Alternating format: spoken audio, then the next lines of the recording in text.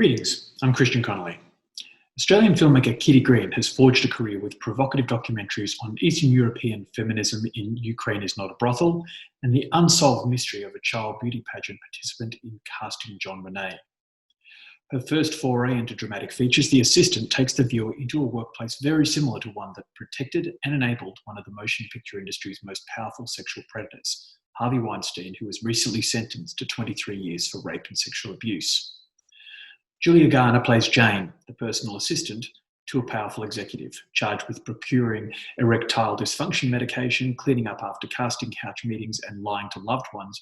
Green's film depicts how even the most shocking behaviour can be overlooked in favour of career progress. Welcome to the Intermission Interviews, Kitty Green. Kitty, in 2017, Harvey Weinstein fell from grace when he was accused of sexual harassment. Your film takes place in a fictionalised version of a Hollywood production office and obviously looks to take inspiration from many of the practices that Harvey Weinstein used to enact in order to prey on young women. In your experience and in your research to make this picture, what were some of the parallels between what we see on screen and what you were told about other people you talked with? It was a combination of factors, really. I had been on the film festival circuit with my last film, and was I'd had a few kind of strange questions from journalists, a few people that would say something that's slightly sexist or misogynist when they were kind of addressing me. And there was a few kind of times where I felt a little uncomfortable on the film festival circuit myself. And then, so I started kind of asking my friends who worked in the film industry in different kind of capacities about their experiences, their workplaces, how kind of equal they were in terms of like gender and race and what was going on. And that kind of was the first step towards what the film would become.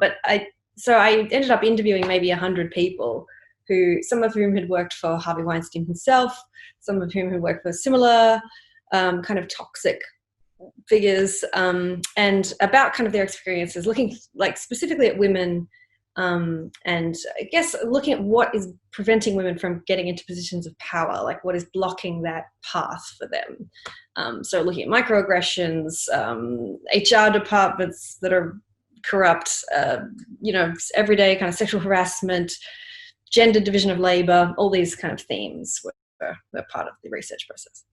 And Weinstein, from accounts, perhaps over 20 to 30 years, obviously, as he became more and more powerful, used to use various tricks of the trade in order to obviously hide his activities.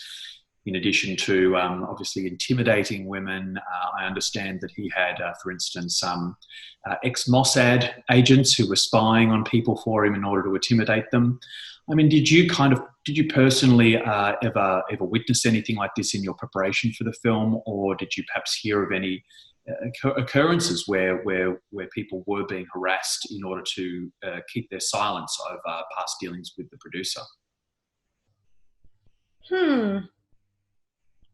I mean, we ourselves, like the film team, didn't experience anything, but it was we began production in the middle of the trial was coming up and things were kind of, I think he had better things to worry about than us.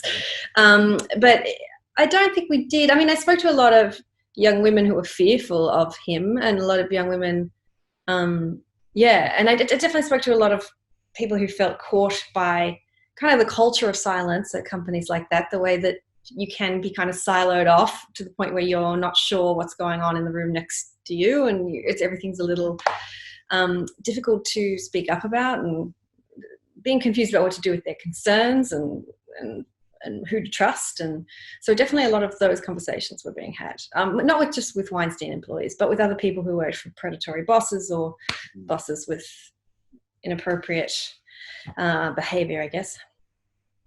Yeah, because the interesting thing is that Weinstein's obviously been somebody who's paid a heavy price for this by going to jail, but indeed he's not the only person in Hollywood who's perpetrated similar acts. So it's sort of interesting, isn't it, to think about the fact that he's somebody who's been taken down, but how much confidence do you have that these sorts of practices still don't go on today in Hollywood and similar industries? I don't know, it's a confusing, there's sort of a spectrum of abuse really within the film, and some of it is really horrific. And I think we've done a lot to get like a lot of that behaviour to stop. Like I think we do have the avenues and spaces to speak up about that kind of misconduct that we couldn't in the past. So I think we've come a long way in terms of that. I do think culturally it's still a bit of a boys' club, and it is difficult for younger women to break in, to become to find their way, to climb the corporate ladder, I guess, and not just in the film industry, but lots of other industries. So I think all of that, like a cultural shift needs to happen. There's sort of a bigger, broader shift as to how we treat our female employees and how we the way we distribute tasks. Like some things that the film is like, especially looking at things like who makes the coffee, who looks after the children when they pop in to see the boss, like all those kind of things need to be addressed. And so, yeah, I was looking more at systems and structures and things that are still in place in some way and still need to be dismantled in order for us to move forward. Indeed.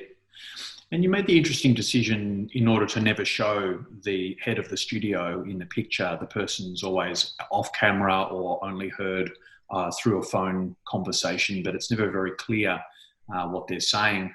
What made you make that decision in order not to depict, not to actually show the shark, so to speak?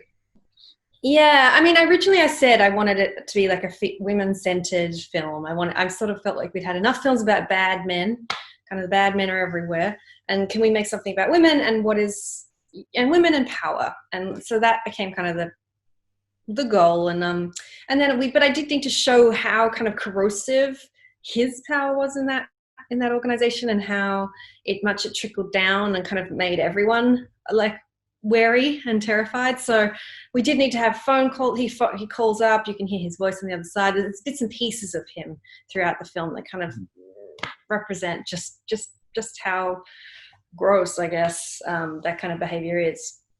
Yeah, there's certainly no shortage of grossness, particularly in the way that you choose to depict it, because what I really appreciated about the film was the sort of the coldness and the austerity of it. The picture is very contained, it's mainly interiors, and you really do feel like the walls are closing in on you. So in the case of our protagonist, she's sort of just going about her job and doing whatever it is that she needs to do. But at the same time, as an audience member, you kind of feel it sort of constricting in on you, and you feel the pressure of what she's actually feeling. And there's perhaps no better scene than one scene in the film where, like you said earlier, she goes to HR and she starts to talk to the head of HR about what she's seeing and why she finds it problematic, and how quickly that meeting shifts for her from being somebody who's going there with a concern to suddenly being concerned about her own career. I mean, how did you kind of come about shaping that scene in particular in a way that felt at once relatable but also something almost unthinkable? Yeah, that was a big one. I knew that it was kind of the center piece of the film. The film doesn't have much dialogue, and that scene is like 12 pages of dialogue, so it's very different kind of in tone to everything else. And and I was very aware, like I had a few kind of goals going in, and one of them was to make sure that I kind of explained that HR departments are there to protect the company and not the employees. So a lot of people go in thinking that this person will be there to support them and end up realizing, oh, no, this person is actually working against me. So I kind of wanted that to throw that in, as well as look at kind of an example of gaslighting. I spoke to a lot of young women who had felt like they'd been gaslit to believe certain things or to doubt themselves and their concerns by the HR department. So that was definitely something I was thinking about when I was constructing it. But yeah, it was also like an interesting process. I mean, the first draft, he was very angry, and slowly I realized it was more kind of insidious if he was calm and quiet and collected. And then we got Matthew McFadden to play the HR representative, and he's so wonderful, so can sort of really beautifully and elegantly played it. So it just kind of all kind of came together quite well, actually. And do you think that, I mean, obviously you're an Australian filmmaker and you're making a film about an American company set in America, shot in America. Do you think that perhaps that as an Australian filmmaker you bring a different perspective to the topic than perhaps an American filmmaker may have brought to a similar story? I don't know. I mean, it's pretty... I mean, Hollywood wasn't excited about it being made because it's a very bleak portrait of Hollywood. And I think as an outsider, I can get away with it. Like I can take more risks because I can always come home and make my own little films at home. Like I don't have to survive purely on that kind of industry. So maybe that allowed me to take some more risks than say an American filmmaker would. Yeah, maybe that's part of it. Indeed. And obviously we're talking at the tail end of the COVID-19 shutdown. I mean, how have you used the last couple of weeks and months to your advantage, with all this spare time that we've all had? I'm doing some thinking. I'm sort of trying to develop something, but it's an interesting time because it's sort of everything feels like who knows what the future holds. But I've heard, I mean, they're starting to shoot in New Zealand, and Neighbours is already shooting. So hopefully we're back on our feet pretty soon and making movies. That would be ideal. Yeah, well, I think Los Angeles is reopening very soon. I think in the next fortnight at the time that we're having this conversation. And so indeed, thankfully, the industry is getting back to business. But obviously, we're going to have the difficulties of social distancing, at least for the immediate future. How do you think filmmaking is going to change, if at all, in light of what we're all having to deal with now? Ooh, I hope that this is just a temporary period and we can go back to, we need kind of characters to touch each other, some intimacy in cinema. So I don't know. I'm hoping this is just a short window of socially distanced performance and drama.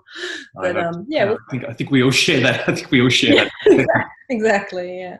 But thank you very much for talking to me today, Kitty, and congratulations on your film, The Assistant, which will be screening at Cinema Nova in the coming weeks and months. And best of luck for your next project. Thank you so much. Thanks for having me. I'm excited to be at the Nova, so I'm thrilled. Thanks. What can we do? Do about what?